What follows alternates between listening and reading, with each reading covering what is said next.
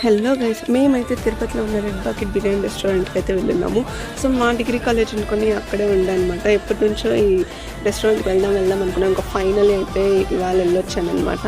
వెంటనే Hawaii chicken అయితే order ఇచ్చేసాము. Main course వచ్చేలోపు స్టార్టర్స్ అయితే ఆర్డర్ పెట్టుకుని తినేసాము. వెళ్ళిన ముగ్గురైనా 3 వెరైటీలైన బిర్యానీలు పెట్టుకున్నాము. నేనైతే ఎప్పుడు ఫేవరెట్ అయిన మటన్ దమ్ బిర్యానీ అయితే పెట్టుకున్నాను. అండ్ మా ఫ్రెండ్ వచ్చేసి చికెన్ దమ్ బిర్యానీ పెట్టుకుంది. మా అక్క వచ్చేసి రాయలసీమ స్పైసీ చికెన్ బిర్యానీ అయితే పెట్టుకుంది అనమాట. సీరియస్లీ ఆ రాయలసీమ బిర్యానీ అయితే ఎంత స్పైస్ ఉందంటే వేరే level.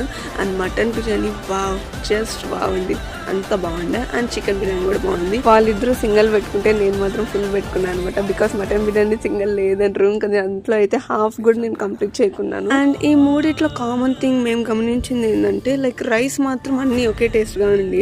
Mostly dum biryani rice మాత్రం దమ్ చేసి ఇంకా గ్రేవీస్ మాత్రం సపరేట్గా తీసుకొచ్చి దాంట్లో కంబైన్ చేసినట్టున్నారు. ఇంకా థమ్స్అప్ అండ్ కోక్తో అయితే డిన్నర్ అయితే ముగించామన్నమాట.